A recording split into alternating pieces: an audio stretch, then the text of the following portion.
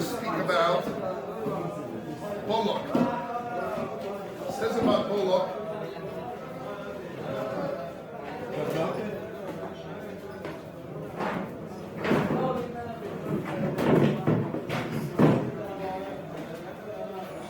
It says about Balak.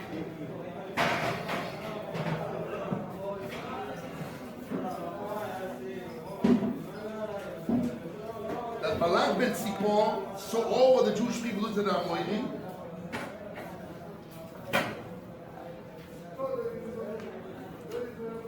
So he sent messengers to Bilam ben Be'or to curse the Jewish people. And if you look in the story,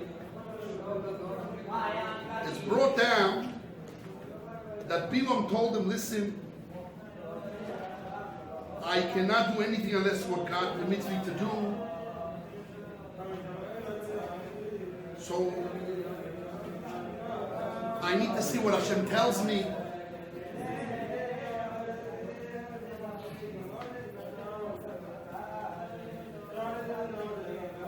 And Hashem told him, who are those people? He says, they asked me to come curse the Jewish people. So Hashem told Bilam, don't go and don't curse because he's blessed. And he told the people he can do nothing. So they left him and they sent more messengers. He said, I told you I cannot do against Hashem. He said, wait here, I will see what Hashem tells me again. And Hashem told him, if they came to call you and give you honor, you can go. But whatever I'm going to tell you, that's what you're going to do. It means you can't curse them. So he got up and he went and he took his donkey and he went and Hashem got angry. And 3 times he tried to stop them in the road till the donkey spoke to him. And the angel told him, when the angel revealed himself to him, so he said, okay, I sinned. So the angel of Hashem told him, go with those people, but whatever I'm going to tell you, that you're going to speak. And Bilam went with them, and he tried to curse 3 times, and the curse turned to blessing 3 times. This is the story in one book, the story of Bilam ben Be'or. The question is 2 things. Number 1, it says in Chazal, it's in Gemara Baba Botzer, page 14, Moshe Katav Sifro Uparshas Bilam. Moshe Rabbeinu wrote the book of Moshe, Torah, the 5 books, and he wrote the portion of Bilam.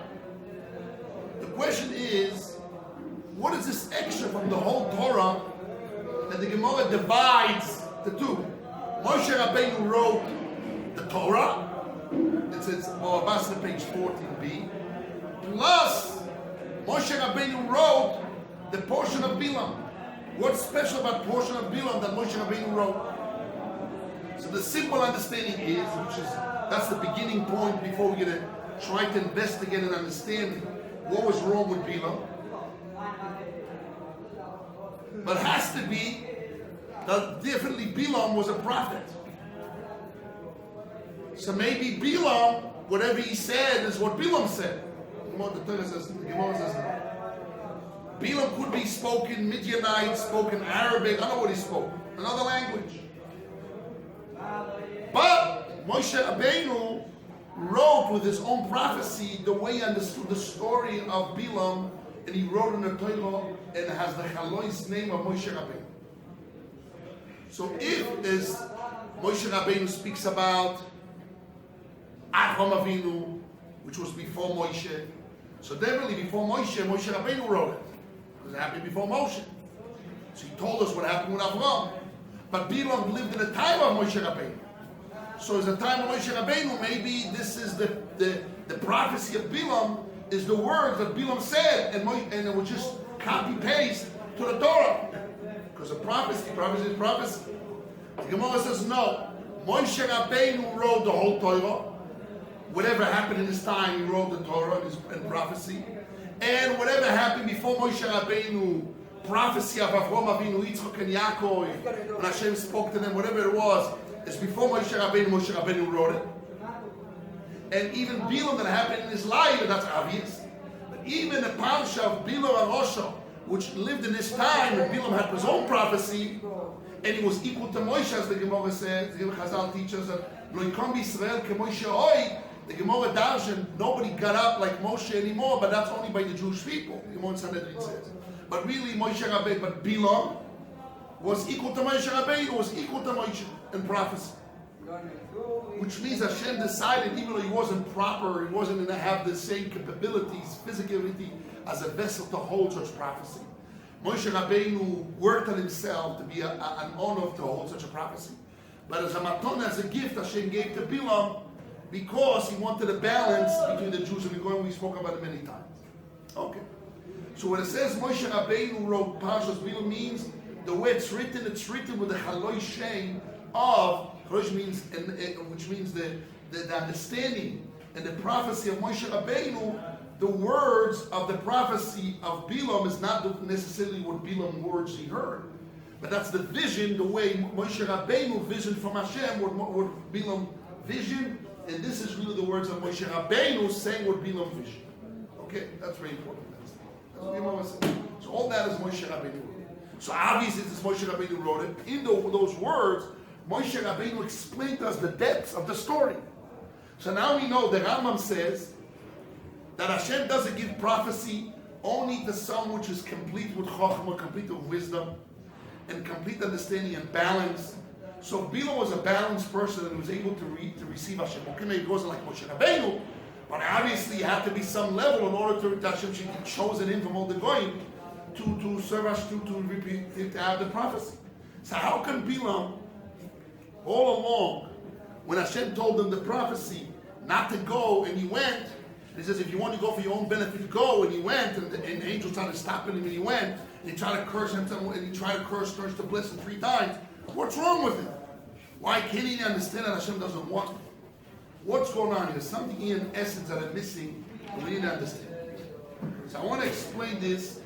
I'll be the Gemara in Masechet Sanhedrin Daf Chovov Amud Beis.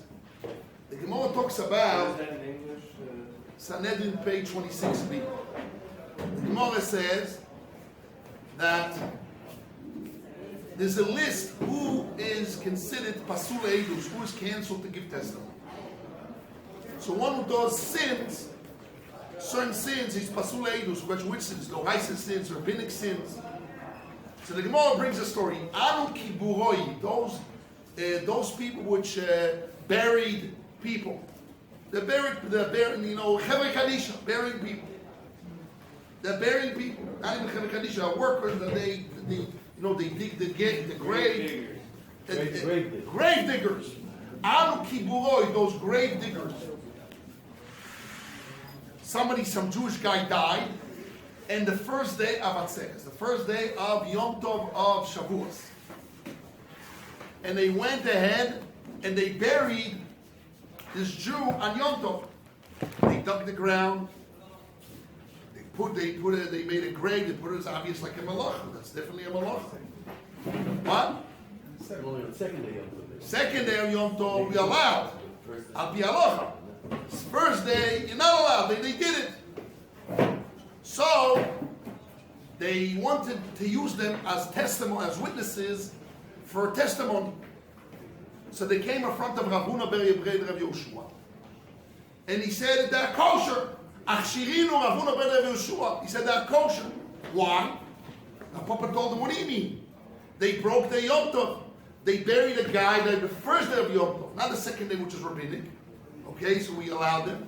We were allowed today because Kovod Abri is the honor of a dead person. We bury the second day of Yom Tov. But the first day of Yom Tov, we wait. So how do you machshiv it? So Rav Huna ber Yoshua told them, because they think they're doing a mitzvah. Okay, that's many people like that. They think we're doing a mitzvah, even though they are the wrong thinking. But Rav Papa told them, wait a second. But Shamtinu, but you gave them excommunication. You excommunicated them. But Shamtinu, you gave them excommunication. Means they obviously did wrong. At that moment, it's true they're wrong. obviously must be that Shamtinu was they planning to do it, or they did it 1 year, they went to the next year. What? Yes, but it means when the Gemara answers that although they did Shemitah them, Safre Kaporo Avdinu Rabbanon. They understood that the rabbis did the Shanta, they did the excommunication to give them kapor, to give them atonement. What it says in the Gemara? It says in the Gemara that halachically, this is halacha, this is a svor, halachic svor. It's not medrash, it's not philosophy, it's halachic svor la'alocha lemaisa. That those Jews that buried this other Jew on Yom Tov, they are kosher ladies. You know the rabbi screamed on them, and they told them off, and they did it anyhow, and even the rabbi excommunicated them, and they did it anyhow. They're kosher. Because in their head, they think they're doing a mitzvah. They got excommunicated. Okay, they did a little bit, which means I want to explain the logic here of people, which most people are like that. Be surprised. And one or another, we are the same way. I remember many years ago, there was a guy in the Yeshiva that he got married to a Filipino woman. She was 70 years old. He was about 30-something years old. And she was working here in the Yeshiva something, and he got to know her in the Yeshiva. And I said, what are you doing? You're Jewish and she's a Goya. She's a Filipino. What are you doing? And she had cancer. She had a husband. Husband got divorced with her. She got healing with a cancer. And he says, what do you mean? I'm doing a mitzvah. I'm saving this woman. She was a broken woman. And I'm helping her. And it was very serious. He was a guy in Yeshiva for 2 years, not a guy who was 1 year and a half. He was all excited. It was all in Yeshiva. He knew all about Torah. And he left. He went to Philippines with her. And he went to this, and then it broke down, and it didn't work out. She died. She died. I think she died. No, he said, if Hashem doesn't want, she will die. If Hashem doesn't want, she will die, and she died. She died immediately. And now she got married, has children, doesn't matter. So now when I saw that, I said to myself, this is me, this is myself, this is other people, this is what this Gemara is saying. What the guy's thinking? I'm doing a mitzvah, I'm helping this woman, she's cancer. It's helping her. I'm not doing it for myself, I want to do it to help her, I feel bad for her. So I'm giving her the love and the care. She's not Jewish, okay. So it's like doing called Avera Lishmo. What is Avera Lishmo? I'm doing a sin for the sake of Hashem. You'd be surprised, don't laugh. Most people are like that. We are like that. Yes. But wouldn't a person at least have to have some sort of halachic reasoning and logic? Yes, a lot of reason is she has cancer and Hashem wants me to help people. And I feel for her, and she feels for me, and I want to save her. Oh, she's not Jewish? Okay. She got to like me, and I like her. So I'm doing something good. Okay, I'm doing something wrong also, so I need kapara for that. But I'm doing Hashem's will, Hashem loves me. And most people in the world are like that. And the Gemara says, halachically, those people are not posel eidos. Am kiburoyach, shirino rabona bar Yeshua, the kosher eidos. I have kapara, that pain. Okay, Hashem, have to give me some pain. And more than that, any trouble they have in life, they don't think that Hashem doesn't love them. They think they're tzaddikim. They're doing the right things. But they do some little bit wrong, so Hashem needs to fix that little bit, the bang here, kapara, the excommunications of kapara, but really they all together, as Rashi says in the place, Rashi right away says in Sanhedrin, that they thought that really Hashem wants them to do, there's a mitzvah to bury another Jew that is stuck and he died and his body is in disgrace. It's a mitzvah to bury him, and they're doing it, that's Hashem's will. But you have to take the consequences, because there's something a little bit wrong, but the main thing is the good. So you're taking the risk. And Hashem wants you to take the risk. And a masochist, and you get beaten up for the sake of Hashem, for the sake of the mitzvah of helping this Jew, while I'm getting beat up, but for the good. While I'm even greater. Like I'm beat up for the good. I'm even greater. I'm a tzaddik. I'm a tzaddik. We all the same. In the real depths, we all the same. But that's the nature. According to the Meshech Chochmah, the word from my Rebbe is according to Rabbi Shana. The Meshech Chochmah says that what was the sin? Amazing depths of understanding. He says, what was the sin of Adam HaRishon that he ate from Mitzadas? Hashem don't eat from Mitzadas. He thought, I will suffer death, but by me eating from Mitzadas, I will understand Hashem deeper. So it's worth the pain and agony for the sake of getting close to Hashem. It's just part of pain and agony. Now let's go back to Bilam. We ask, how's it possible? That Bilam is a Navi, he's a prophet. At least in a level of understanding as perceiving Hashem, as the Rambam says, Nevuah is a perceiving of Hashem. The way you perceive and understanding Hashem. He was able to get to an understanding like Moshe Rabbeinu. Okay, the Midos was not the same, the character, but the understanding, the understanding like Moshe Rabbeinu of Hashem. So how a guy like this, then it said Hashem at such a level, go, and Hashem tells him, don't go if you won't go for yourself, and the angels try to stop him the 3 times, and it says Hashem. Malach Hashem, Yud Kevavke means Malach Avraham, an angel of mercy trying to stop him. He says, don't go if you won't go for yourself. And he goes on and on. He's Mashiach. And more than that, when he wants to curse one time, doesn't work, he goes another time. What does he do? He brings sacrifice to Hashem. He wants to appease Hashem. He's bringing 7 mizbachot against the 7 mizbachot that Avraham Avinu and the forefathers built. It's to fight our forefathers, the Jewish people. What's going on here? Must be that Bilam was such a person the same way. This is what I heard from my witness. But Bilam wasn't crazy. Bilam was not a T-page. Loikom kenovim Yisrael oid, avabumos oilam kom. Nobody stood up like Moshe Rabbeinu and the Jewish people, but going they had Bilam. And understanding of Hashem, he understood Hashem.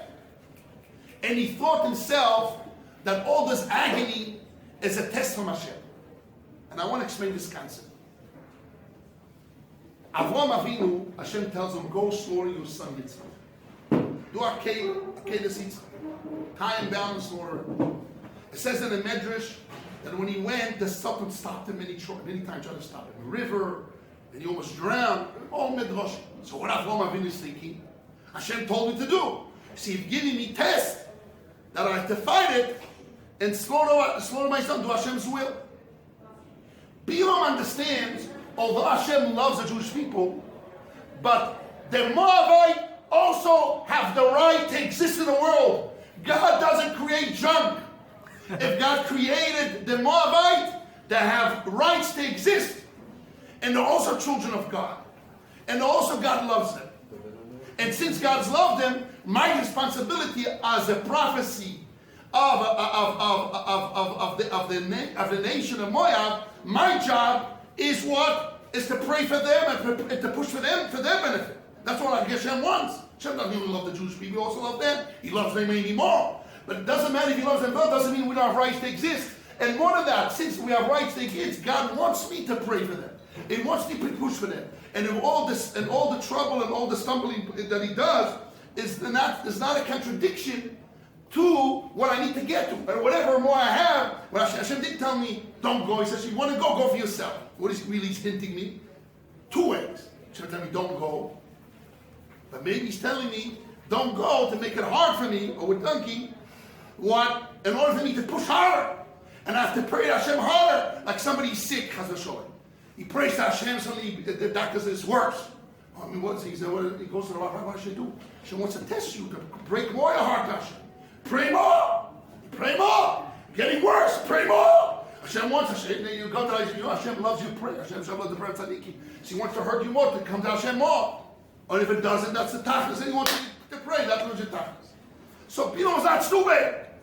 Bilam was a prophet. It was a prophecy. It was a prophet. Not prophecy. It was a prophet. Bilam was a prophet. If Bilam was a prophet, how can he go in against the common sense that Hashem tells him, don't go, the Jewish people are blessed. And whatever he cursed turns to blessing. The blessing, he continues on and he goes to curse the Jewish people. Must be that he was like those grave diggers. He was like Odom Arisha. That they think that all the sorrows and all the problems are not a contradiction and a question on the essence of what's right or wrong. So I want to get to that concept. What defines right and wrong is nothing to do with the difficulties. Because if a person says, listen, you know why it's so difficult for me? Must be Hashem doesn't want it. Maybe no. Maybe it's opposite. Hashem wants it. And the difficulty is you have to push and pray and do it stronger. Hashem wants to take you out. So the difficulties, doesn't matter if it comes from reality or from Hashem or you can speak Hashem, as long as Hashem gives you an opening. He told me in a way, if you want to go for yourself, Means those openings means he wanted me to test me. Do I really care? And I have the love and the care and the feeling of all those human beings of Bila, of Moab, which Hashem cares for them too. The human beings. They're not animals. Even animals Hashem cares. Hashem created all those creations in the world. It says in the Gemara that Rabbi Yehuda Anosi, in his time there was a famine. Why was a famine? Because he saw people in the market throwing bread. They didn't care about bread. And not only that, later on, Rabbi Yehuda Anosi was sick. He became very sick, he had pains. Why? Because one time, he was walking in the market, and an animal, they were pulling the animal to slaughter the animal.